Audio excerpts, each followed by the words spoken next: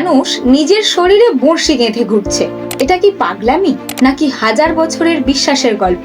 চৈত্র সংক্রান্তির দিনে বাংলার গ্রামে গ্রামে পালিত হয় একটি প্রাচীন লোকোৎসব চড়ক পূজা। আশ্চর্যের বিষয় হলো এই উৎসবের উল্লেখ প্রাচীন শাস্ত্রে খুব কমই পাওয়া যায়।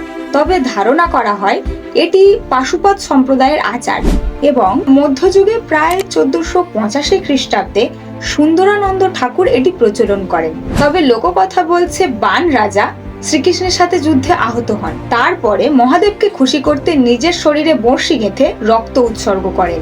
আর এই কাহিনী থেকেই চড়কের বান ফোঁড়া প্রথার জন্ম।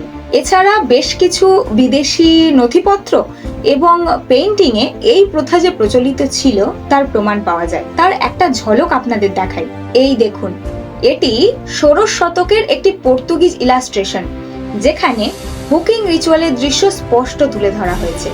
আবার 1832 খ্রিস্টাব্দে কলকাতার চড়ক পূজার দৃশ্য ফুটে উঠেছে সোফি শার্লট বেল লসের ছবিতে। তাই বলাই যায় এই প্রাচীন উৎসব শিবের প্রতি নিবেদনের প্রতীক।